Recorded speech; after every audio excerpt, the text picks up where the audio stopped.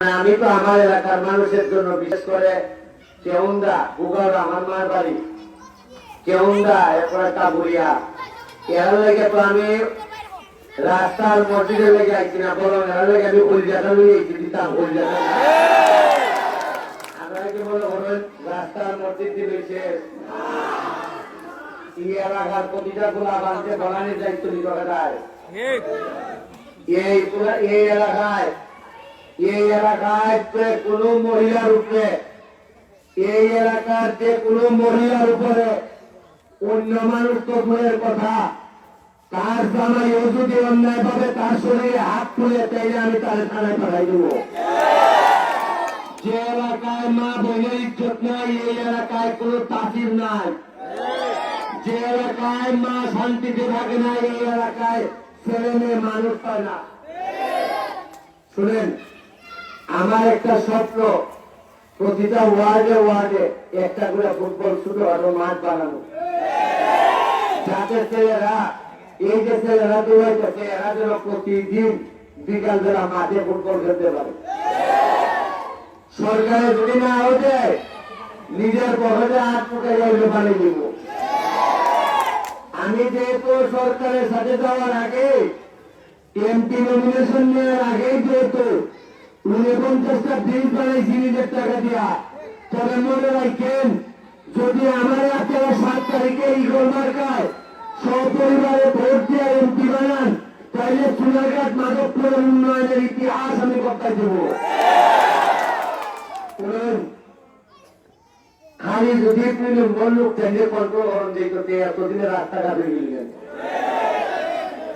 MP সাহেবের সাথে পুরা মানে বেশিরভাগ ওই পূর্ণ বলল তাহলে যদি জিগাই যে খাবি আর কি খাবো পর এমপি সাহেব না এটা কোনো বেশিরভাগ ওই খাবো দিচ্ছে। আর তাই তো হন টাকা বড় হরেন টাকার মতোই করছে মনে হয়, কিন্তু কেন্দ্রে যে আমার খাবি আর খাবার উপর নাই সব যে রাস্তা দেখলাম তাতে আধা খাবার না দিলে তো কাউন যায় না মনে হয়।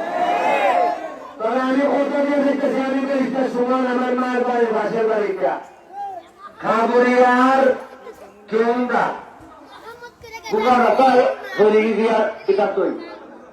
আর তা হচ্ছে এই জায়গাটা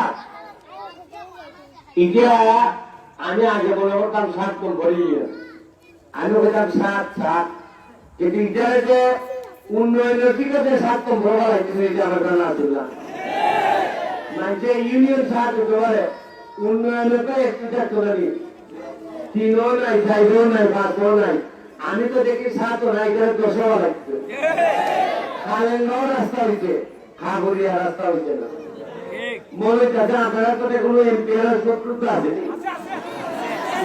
না কিন্তু এরা হতম ভাই নিচ্ছে কিন্তু কোনো কাম করতো না। আমি আপনারা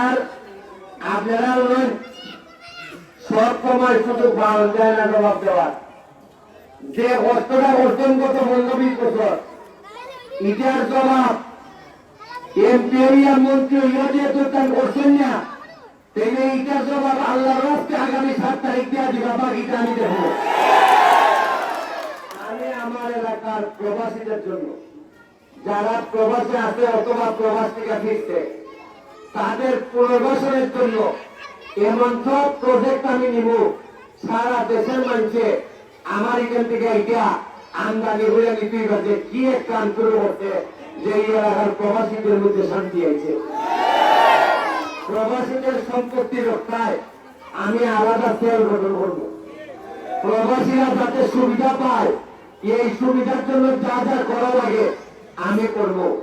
আমি আপনাদেরকে কথা দিয়ে দেখেছি আমি আপনাদের ছেলে, আমি একটা এতিম ছেলে আপনারা যে ভালোবাসা দিয়ে যে শক্তিশালী বানাইছেন এইটার কোন তুলনা হয় না, এইটার ঋণ আমি কোনদিন শোধ করতে পারবো বলে জানি না। পরিশেষে এখানে যারা আছেন সবাই ধন্যবাদ জানাইয়া আপনারা আত্মীয় কথা দেন আপনারা 7 তারিখ করতে যাচ্ছেন, আপনারা আত্মীয় কথা দেন আপনারা ইগল মার্কার দেখতে গেলাম দিবা কিনা, আপনারা আমার 8টা ঘন্টা 7 তারিখ আমার সময় দিবা, আমি 7 তারিখের পরে আগামী 5 বছর আপনাদের পাহাড়া হিসাবে আমি আপনাদের পাশে থাকবো। এই হলো হইয়া আজকের মতো বিদায় নিতেছি। জয় বাংলা, জয় বঙ্গবন্ধু।